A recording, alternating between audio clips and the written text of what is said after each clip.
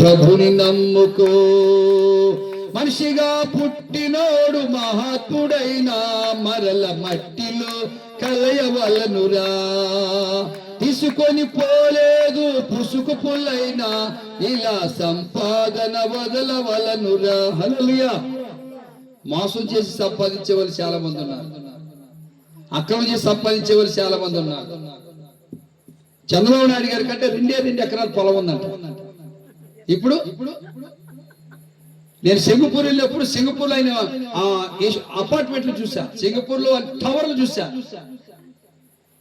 కోట్ల అంటే ఏం సంపాదించాడు ఆయన చనిపోతే అయితే వెళ్తుంది సంపాదన ఏది. కానీ నువ్వు రక్షణ పొందితే ఆ రక్షణ నీ పక్షం నిలబడి నిత్య రాజ్యానికి నడిపిస్తాడు. పుసుగు పొల్లైనా తీసుకెళ్తారు ఎవరైనా తీసుకెళ్ళి. అందుకే పాపులకు చోటు లేదు పరలోకమునందు, అందుకే మార్పు చెందు మరణానికి ముందు. మార్పు చెందాలి. నీ పేరే పిల్లలు నాగరాజు గారు మనకు మరణం ఎప్పుడవుతుందో నీకు నాకు తెలుసా? మరి ఇప్పుడు నువ్వేం చేయాలి? మరణానికి ముందు మార్పు చెందాలా? మార్పు చెందకపోతే ఎప్పుడు మరణం వస్తుంది మనకు తెలీదు, ఎప్పుడైనా రాకూడదు తెలియదు. కనుక మనం మార్పు చెందకపోతే అగ్నిగుండంలో కాల్చబడతాం. ఏమండి? అందుకని పాపులకు చోటు లేదు పరలోకం. పరలోకం అంటే వైకుంఠం, దాన్ని కైలాసం అంటారు.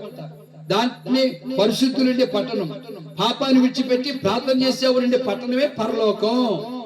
మరి ఎప్పుడు విడిచిపెడతారు మీరు? ఏమండి అయ్యారు? ఎప్పుడు విడిచిపెడతారు? టైం ఉందా? కాబట్టి ఆత్మదేవుడు మాట్లాడుతున్న మాట ఏమిటంటే, ఈ దేహమందు నువ్వు ఏది జరిగించినా దానికి మేలు చేస్తే, మంచి పని చేస్తే మేలు చేస్తాడు, చెడ్డ పని చేస్తే కీడు చేస్తాడు. డాక్టర్లు తాగొద్దు అంటున్నాడు, తాగుతున్నావు. దేవుడు ఏం చేస్తున్నాడు? లివర్ చెడగొడుతున్నాడు, ఊపిరితిత్తులు చెడగొడుతున్నాడు. నీకేమవుతుంది? బాధ వస్తుంది, నొప్పి వస్తుంది, మంచం మీద పడుతున్నావు. ఇది శిక్షే కదా. అది తాకుడుగా మానేస్తే ఈ రోగం పెడతాడు దేవుడు, వ్యాధి పెడతాడు దేవుడు, ఏ శిక్షిస్తాడు దేవుడు? ఎవడు? ఏం చేస్తాడు? మేలు చేస్తాడు, ఉపకారం చేస్తాడు, బలపరుస్తాడు, బాగు చేస్తాడు. కాబట్టి ఈ రాత్రి ప్రభు మాట్లాడుతున్న మాట ఏమిటంటే, మీరందరూ మారు మనసు పొందండి. దేవుని స్తోత్రం చెప్పండి. హల్లెలూయా. ఎందుకంటే మారు మనసు పొందితే, మనసు మార్చుకుంటే, మీకు ఒక విషయం చెప్తున్నానండి, అర్థం అవ్వాలి అందరికి. మీరు తాగే సీప్ లిక్కర్ గాని, కళ్ళు గాని, సారా గాని కుక్కకు పోస్తే తాగిద్దా? మరి కుక్క తాగంది మీరు తాగుతున్నారంటే ఏంటి? ఏమనాలి అసలు? ఏమండి?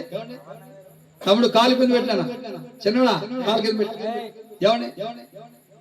కుక్క కూడా తాగంది మీరు తాగి మీ ఆరోగ్యం చెడగొట్టుకున్నారంటే మరి ఎంత మీ భార్య అంత ఏడుస్తుంది, మీ అమ్మ అంత ఏడుస్తుంది, మీ నాన్న అంత ఏడుస్తాడు, మీరు కన్న పిల్లలు అంత బాధపడతారు. మా నాన్న ఇంటి ఇలాగైపోయాడు.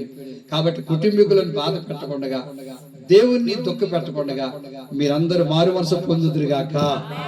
వీళ్ళందరూ దేవుని ఆశీర్వాదాలు పొందుదురుగాక. ఈ కుటుంబానికి దేవుని కలుగును గాక. చిట్టమ్మ గారి యొక్క గర్భఫలాలంతా రక్షణలోకి వచ్చుదురుగాక. ఆమేన్. మాకు ప్రార్థన చేసుకుందాం.